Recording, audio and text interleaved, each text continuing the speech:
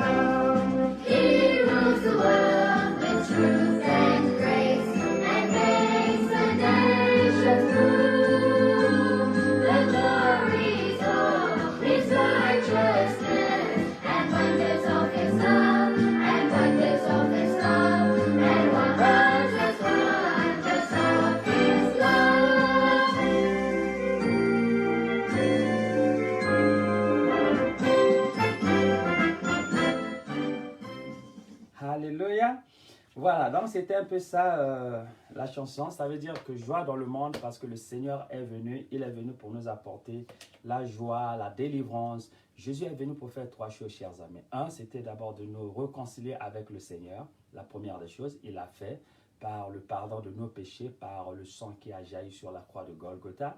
La deuxième des choses, il est venu pour révéler Dieu à nous. Parce que jusque-là, on ne connaissait pas qui était Dieu. Mais par Jésus-Christ, nous avons maintenant vu Dieu le Père. En voyant Jésus, on voyait le Père. Donc, il est venu révéler Dieu à nous. Voilà. Donc, si tu veux voir Dieu, tu n'as qu'à voir Jésus-Christ. Et troisièmement, quand il partait, il nous a donné maintenant la commission de continuer là où il s'était arrêté. Donc, c'est ça notre devoir maintenant, notre tâche, c'est de pouvoir réconcilier le monde avec le Seigneur comme il avait commencé. Alors ça, c'est dans les trois choses. Voilà pourquoi nous avons la joie dans le monde. Voilà pourquoi nous nous réjouissons, parce qu'il est avec nous. Il lui sera jusqu'à la fin des temps. Alors aujourd'hui, Père qui est au ciel, nous te bénissons, nous te rendons grâce pour nous avoir donné cette opportunité. Que ton nom soit sanctifié, que ton règne vienne, que le Saint-Esprit puisse prendre le contrôle de tout ce que nous avons fait ce matin. Béni soit ton Saint-Nom. Amen. Alors, chers amis, donc... D'abord, je dis encore Joyeux Noël pour ceux qui viennent de connecter. Joyeux Noël. En tout cas, j'espère que vous avez passé des bons moments en famille. Parce que c'est ça l'essence aussi de la Noël, c'est d'être en famille, de pouvoir partager la parole de Dieu en famille. Alléluia. Aujourd'hui, je vais parler d'un thème que j'ai intitulé moi, la foi et la croissance en Dieu. La foi et la croissance. C'est deux choses qu'on ne peut pas séparer. Quand on a la foi, il doit y avoir une croissance. S'il n'y a pas une croissance, alors il y a un problème dans notre foi, avec notre foi plutôt. La foi doit être accompagnée par la croissance. Donc, en un mot, la croissance est le produit de notre foi. quand on a la foi en Dieu, il doit y avoir une croissance spirituelle et une croissance matérielle. Donc, c'est ça. C'est comme si vous avez un enfant, un petit enfant, que vous êtes en train de nourrir. Après 1 an, cet enfant doit commencer à marcher à 4 pattes, après marcher à 2 pieds, maintenant il commence à grandir, grandir, grandir. Mais si après 5 ans, 6 ans, l'enfant est toujours à cette étape-là d'un bébé, donc il y a un problème, c'est-à-dire qu'il y a une anormalité quelque part, n'est-ce pas? Effectivement, c'est ça. Quand nous avons la foi et qu'il n'y a pas une croissance en nous, alors il y a une question qu'on doit se poser que finalement notre foi n'est pas ce qu'elle est. Alors, dans le livre de Actes des Apôtres, chapitre 16, verset 5, il dit ceci. Il dit que les églises se fortifiaient dans la foi et augmentaient en nombre de jour en jour. Les églises se fortifiaient dans la foi et augmentaient en nombre de jour en jour. Alors,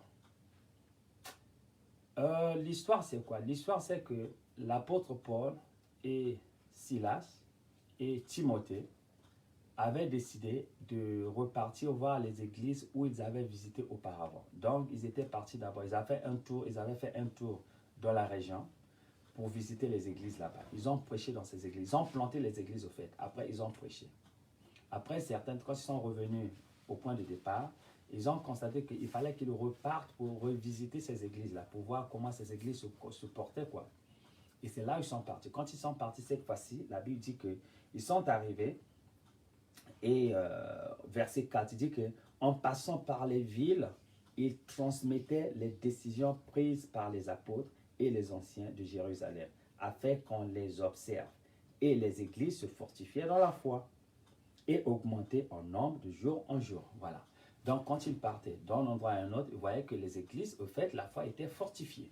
Et comme la foi était fortifiée, le résultat, comme je vous avais dit, le résultat, c'est-à-dire l'expression ou encore la démonstration de la croissance de cette foi était quoi? C'était l'église augmentait de nombre. Le nombre des gens augmentait dans l'église. Il y avait une croissance physique et une croissance spirituelle.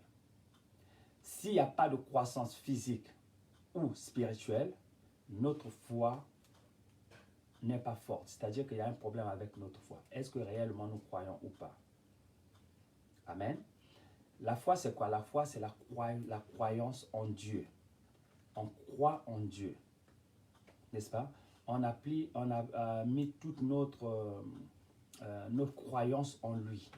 Quand tu crois en quelqu'un, c'est-à-dire que tu espères, tu es prêt à tout dévoiler en cette personne-là. Ça devient une personne avec qui on peut partager les choses les plus confidentielles. Ça devient ton confident en quelque sorte. C'est comme ça. Quand on croit en Dieu, c'est-à-dire que nous devons croire en lui sans limite. Et quand Dieu voit que nous, on croit en lui, on a placé notre espoir en lui, c'est là où Dieu peut commencer à révéler certaines choses en nous, commence à montrer certaines choses que nous ne savions pas auparavant. Parce que prenez d'abord l'exemple avec vous-même. Quand vous ne croyez pas en quelqu'un, quand vous avez des suspicions envers quelqu'un, que cette personne-là, elle peut faire ceci, vous n'allez jamais montrer ou encore dire certains secrets, partager certaines choses intimes avec cette personne, n'est-ce pas? Parce que vous ne croyez pas en cette personne. Vous avez des suspicions en cette personne. Vous croyez que cette personne-là peut me trahir, ou cette personne-là peut aller faire ceci, peut aller faire cela. C'est comme ça avec Dieu. Donc la croyance en Dieu, c'est quand on a mis tout l'espoir en Dieu. On sait que rien ne peut changer quoi. Dieu est là, il va le faire. C'est ça la croyance en Dieu. Quand on croit en Dieu, c'est ça la foi. La foi, c'est-à-dire que ce que Dieu a dit va le faire, il va le faire. Ce qu'il a promis, il va le promettre. Il a promis qu'il va le faire, il va le faire. Ainsi donc, quand nous parlons de la foi en Dieu, cette foi doit grandir. La croissance de la foi doit s'accompagner d'abord par la connaissance de la parole de Dieu. Si tu veux que ta foi puisse grandir, il faut s'atteler à connaître l'évangile, à connaître la parole de Dieu. Est-ce que tu connais la parole de Dieu? Parce que c'est quand on connaît la parole de Dieu, maintenant on commence à comprendre qui Dieu est. On le connaît, on le comprend. C'est-à-dire, on connaît Dieu, maintenant on comprend comment il agit. On comprend maintenant comment Dieu fait certaines choses. C'est très important. C'est quand on ne connaît pas, on ne comprend pas. Mais quand on connaît, on comprend pourquoi la personne agit de cette façon.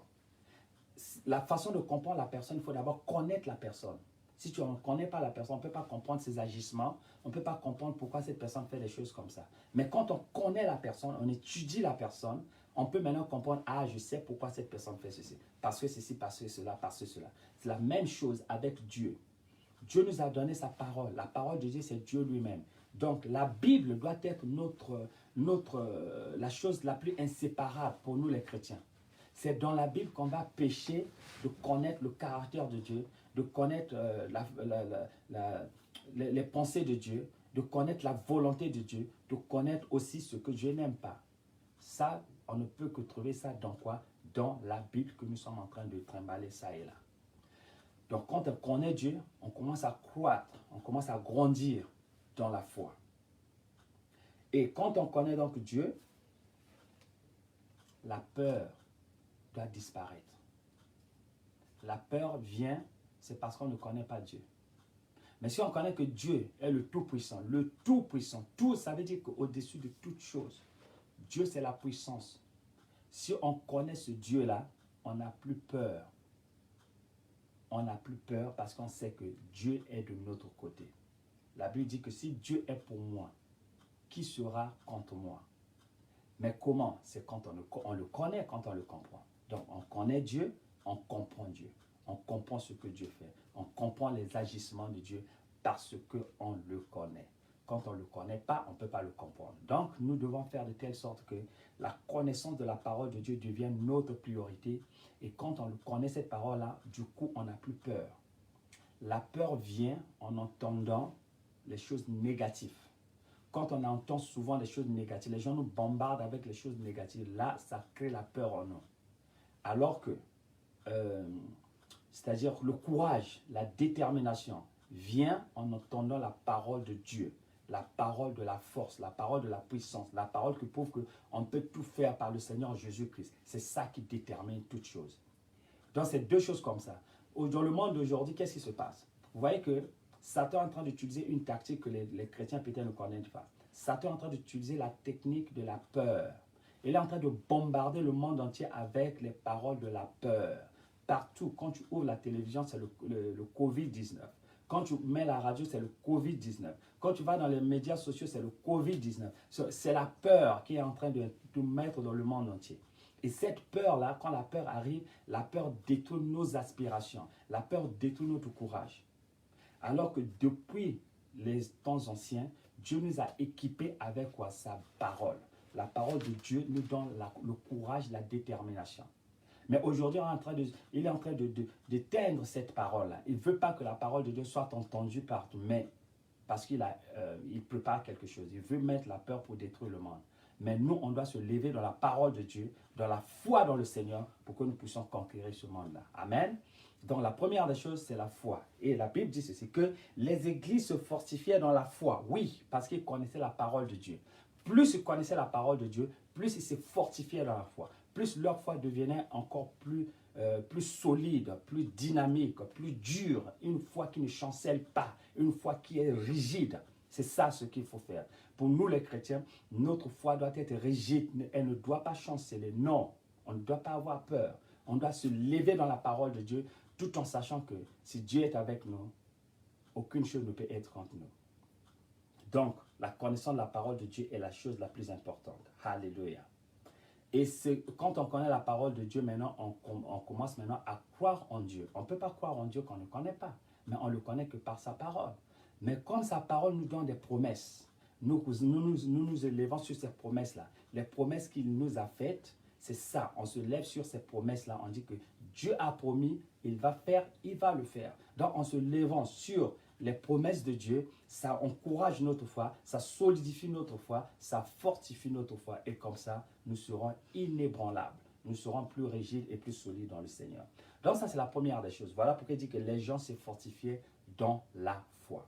Alléluia. La deuxième des choses, il dit ceci. Il dit que et ils augmentaient en nombre de jour en jour. Tu vois, la parole est divisée en deux. La première chose dit que les églises se fortifiaient dans la foi. Un, deux, et ils augmentaient en nombre du jour le jour. Donc il y avait la foi et il y avait la croissance. La foi, croissance. Foi, croissance. S'il n'y a pas de croissance, il y a un problème avec notre foi. Quand on a la foi en Dieu, il doit y avoir une croissance. C'est des choses qu'on ne peut pas séparer. On va lire dans le livre donc, de Luc chapitre 5. Non, Luc chapitre 2, verset 52. Voilà, Luc chapitre 2, verset 52. Qu'est-ce qu'il nous dit là-bas? Il dit ceci, dans Luc chapitre 2, verset 52. Il dit, « Et Jésus croissait en sagesse, en stature et en grâce devant Dieu et devant les hommes. » Voyez. Donc, Jésus, le Fils de Dieu, il grandissait, il y avait une croissance en lui. Donc, la croissance se manifestait par quoi? La croissance se manifestait par la sagesse et deux, par la grâce devant Dieu et devant les hommes. Vous voyez, quand nous avons la foi en Dieu, il doit y avoir une croissance. Et cette croissance-là doit être spirituelle et cette croissance doit être une croissance physique. Dans le cas de Jésus ici, il dit que l'enfant grandissait. C'est bien, l'enfant grandissait. Donc, il y avait une croissance en sagesse. La sagesse prouve quoi? La sagesse prouve la croissance spirituelle. Hein? Et en stature, la stature, c'est-à-dire comment il est en train de grandir et lancer. Ça, c'est la stature, n'est-ce pas?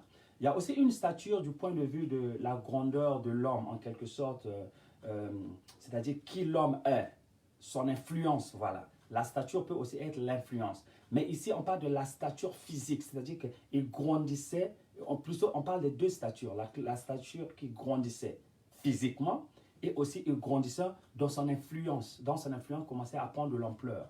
C'est très important. Donc, quand on a la foi, ces deux choses-là doivent se manifester. Il y a d'abord la croissance spirituelle et il y a la croissance physique et il y a aussi la croissance, comme je l'ai dit, de l'influence. Ces trois choses-là sont très importantes. Voyons un peu la croissance spirituelle d'abord. La croissance spirituelle est très importante parce que quand on a la foi en Dieu, l'esprit doit grandir en nous. Et quand l'esprit grandit en nous, la grandeur, donc la croissance de l'esprit se manifeste par deux choses. Un, les fruits spirituels et deux, les dons spirituels. Si quelqu'un a foi en Dieu, tu as la foi en Dieu réellement, si réellement, tu crois en Dieu, si réellement tu es un enfant de Dieu, il doit y avoir la manifestation des dons spirituels doit se manifester en toi. Le Saint-Esprit ne peut pas rester en toi muet. Non. Le Saint-Esprit doit parler. Le Saint-Esprit doit se manifester en toi. Et il se manifeste par le biais des dons spirituels. Si tu as réellement la foi en Dieu, tu crois en Dieu réellement, il doit y avoir la manifestation des dons spirituels. Et cela prouve que tu es en train de grandir. Il y a une croissance spirituelle en toi. Dans le cas de Jésus, on a dit quel est le don spirituel qu'on a mentionné ici là? La sagesse. La sagesse, c'est un don spirituel. En dehors de la sagesse, nous avons le don de la connaissance. Nous avons le don de parler en langue, le don d'interpréter de langue, le don de la guérison, le don de la prophétie, le don des miracles. Tu vois, donc tous ces dons-là, c'est écrit dans le livre de 1 Corinthiens, chapitre 12. 1 Corinthiens, chapitre 12, vous lisez à partir du verset 8, 9, 10. Donc, tous les dons spirituels sont énumérés. L'apôtre Paul avait bien dit que désirez avant tous les dons spirituels, et spécialement le don de la prophétie. Voilà. Donc, quand on a la foi en Dieu, quand nous croyons au Seigneur, la manifestation, la preuve que notre foi est en train de grandir, ça doit être démontré par la manifestation des dons spirituels en nous. Si tu n'as pas un don spirituel, il y a un problème avec ta foi. C'est-à-dire que tu ne crois pas en Dieu. Peut-être tu crois, mais tu t'y exerces pas. Et tu es en train de d'étouffer l'Esprit de Dieu se manifester. Parce que l'Esprit doit se manifester à travers le don que Dieu t'a donné. Ah oui. Et cela, c'est la preuve qu'on est en train de grandir spirituellement. Les dons spirituels. Ça fait 1 an, 2 ans, 3 ans, 5 ans, 10 ans que tu es chrétien. Quel don spirituel tu as? Est-ce que tu as quand même le don de la sagesse ou encore le don de la connaissance? Tu en as? Est-ce que c'est le don de l'interprétation des langues, de parler en langue par exemple?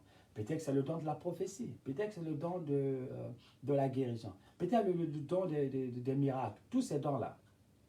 Certainement, il doit y avoir un don.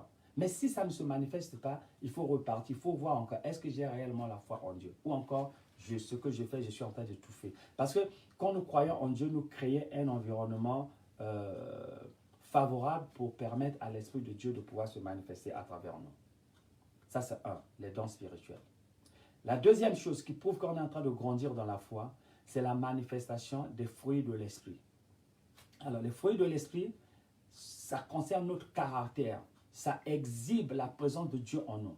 Les fruits de l'Esprit, ça prouve la nature de Dieu. Ce sont les attributs de Dieu en nous. N'est-ce pas? Quand Jésus est venu, il a exhibé toutes les natures, toutes les attributs de Dieu, par exemple. Alors, on va voir ça. Qu'est-ce que cela... les fruits de l'Esprit sont écrits dans le livre de Galates, chapitre 5, verset 22. Donc, Galates, chapitre 5, verset 22, n'est-ce pas? C'est là où ça se trouve. On va chercher ça. Permettez-moi, là je suis en train d'ouvrir ma Bible.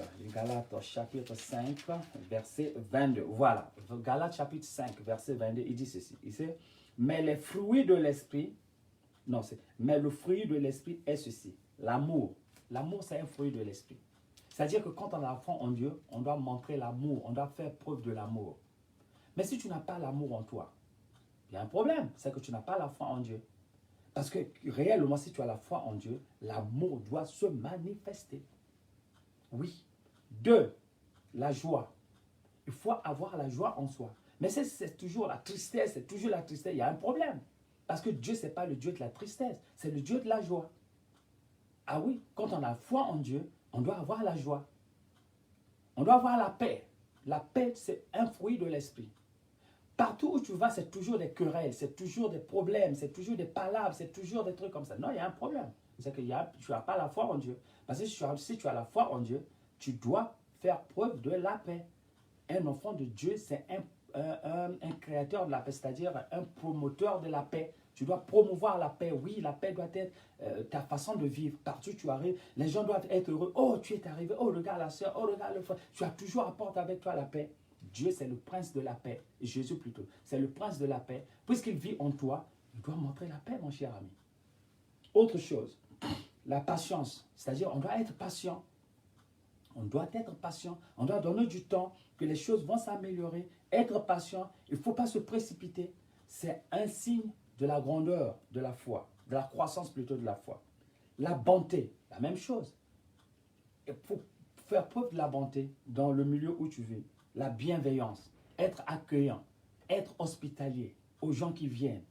Oui, qui viennent vers toi. Il faut les accueillir. Il faut ouvrir tes bras à tout le monde. C'est comme ça la bienveillance. Autre chose, la fidélité. Être fidèle. C'est preuve de l'amour, de la foi. La douceur. Et surtout, la maîtrise de soi. Quels que soient les événements, il ne faut pas se laisser emporter par ta tête. Non. Il faut, parce que l'Esprit de Dieu agit comme ça. Il faut avoir quoi? Le contrôle, la maîtrise de soi. Le contrôle de soi. C'est un fruit de l'Esprit. Et c'est le caractère de Dieu. Dieu a la maîtrise de soi. Dieu ne se précipite pas. Dieu attend toujours le moment. Il nous donne l'opportunité de changer. L'opportunité de changer dans nos comportements. N'est-ce pas? C'est pas vrai? Si Dieu n'était pas ça, mais tous on allait mourir. Parce que nous tous nous sommes des pécheurs. Mais regardez l'amour de Dieu. Dieu veut que nous soyons ainsi. Ça fait le signe de quoi? De la croissance en nous, la croissance spirituelle. Donc, quand on a la foi, il doit y avoir une croissance. La croissance, là, c'est d'abord la croissance spirituelle au moment où on a la manifestation des dons spirituels et la croissance physique, c'est-à-dire que la manifestation des fruits de l'esprit qui doit changer notre comportement vis-à-vis de le milieu dans lequel nous vivons. Et ça va nous donner quoi? La grâce. La grâce, on ne prie pas pour la grâce vient automatiquement quand on est en bon train avec Dieu. Quand notre foi est en train de grandir, la grâce se manifeste automatiquement. Alléluia. Et finalement, il doit y avoir une croissance dans notre vie personnelle. Vous voyez, avant d'aller dans ce domaine-là, Quand vous avez les dons spirituels, vous avez les fruits de l'esprit. Automatiquement, il doit y avoir une croissance dans le port des âmes vers le Seigneur. Tu vois, voilà pourquoi, si on repart encore dans l'Acte des Apôtres, chapitre 16, verset 5, lisez ça encore. Qu'est-ce qu'il nous dit ici là? Il nous dit ceci, que les églises se fortifiaient dans la foi et augmentaient en nombre de jour en jour. Pourquoi ils augmentaient en nombre? Parce que, quand il y a une croissance spirituelle, c'est-à-dire que le don se manifeste. 2, il y a une croissance dans la manifestation des fruits de l'esprit. Les dons de l'esprit, les fruits de l'esprit attirent les gens vers le Seigneur.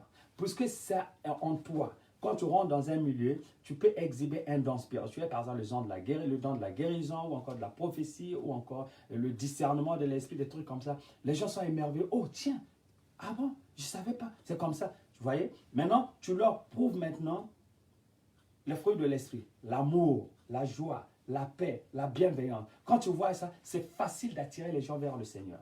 Voilà pourquoi ces gens-là, quand ils ont appris la parole de Dieu, les églises se fortifiaient dans la foi.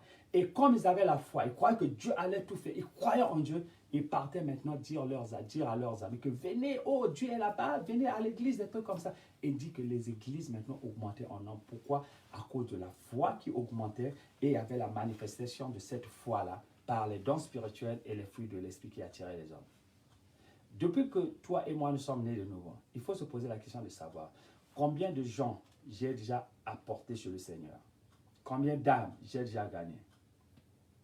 Si la réponse est 0, c'est-à-dire qu'on a un problème avec notre foi. Si la réponse est 1, 2, 3, 4, on est encore là, mais ce n'est pas encore assez. Jésus se manifestait tous ces dons-là. Partout où il partait, il apportait les âmes vers le Seigneur. Les apôtres ont fait la même chose. Parmi nous, il y a certains aussi qui font la même chose, c'est-à-dire qu'ils gagnent beaucoup d'âmes pour le Seigneur. Mais la question c'est, toi, combien d'âmes as-tu gagné pour le Seigneur? Est-ce que c'est seulement partir à l'église, je m'assois? Non, il y a plus que ça. Si on ne porte pas les âmes au Seigneur, il y a un problème, c'est-à-dire que notre foi n'est pas encore aussi solide. Alors, mon conseil c'est commençons maintenant à exhiber cela, à se fortifier dans la foi afin que nous puissions croître dans la foi. Et la dernière des choses, c'est que il doit y avoir aussi un changement dans notre vie physique, dans notre vie matérielle, dans notre vie personnelle. Vous voyez, quand on a la foi en Dieu, il y a certaines choses qui doivent prouver au monde entier que nous croyons en Dieu. Par exemple, dans vos relations, par exemple, tu sais, quand on a la foi en Dieu, on a les dons, on a les fruits de l'esprit. Ce sont ces fruits de l'esprit-là qui vont faire de telle sorte que nos relations se fortifient. N'est-ce pas? Comment on se comporte, ça peut soit attirer les hommes ou encore les repousser. Tu vois, il doit y avoir un changement. La parole aussi nous dit que Jésus, c'est la sagesse et l'intelligence de Dieu. Quand on a Jésus, on doit avoir la sagesse et l'intelligence de créer, tu vois, de créer certaines choses autour de nous. Dans n'importe quel pays du monde, que ce soit en Afrique, que ce soit en Asie, en Europe, partout. Quand on a la sagesse de Dieu, on peut s'engager dans des activités commerciales et on réussit.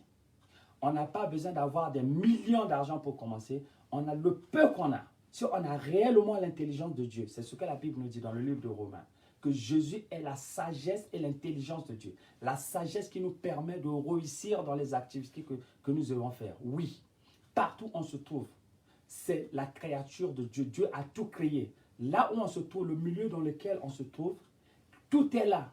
Mais il suffit que Dieu puisse nous ouvrir les yeux pour voir ce que nous ne voyons pas avant.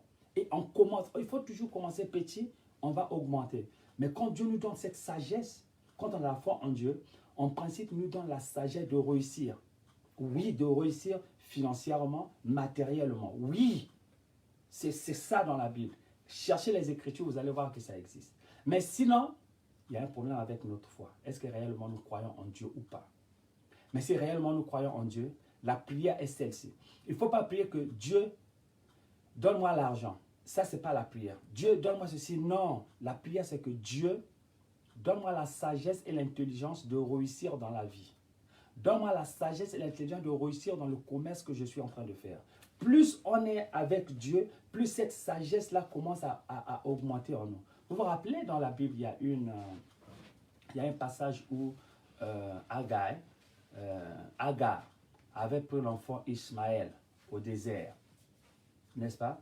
Quand son mari, donc c'était Abraham, avait chassé la femme de la maison avec Ismaël, elle a pris l'enfant, ils sont allés au désert. Dans le désert, l'eau est finie. Quand l'eau a pris fin, quand il n'y avait plus d'eau, elle a dit, bon voilà, il n'y a plus d'eau, on va mourir. Elle commençait à pleurer. Et qu'est-ce qui s'est passé? Du coup plutôt, le Seigneur a ouvert les yeux d'Agar. Elle a vu autour d'elle qu'il y avait un puits d'eau tout à côté là. Mais pourtant, au départ, elle était là, il n'y avait pas l'eau, mais comment ça? Parce que jusque-là, ses yeux étaient encore fermés, elle ne voyait pas. Mais quand elle a crié au Seigneur, le Seigneur lui a ouvert les yeux et voilà, elle a vu que voilà, il y avait l'eau à côté.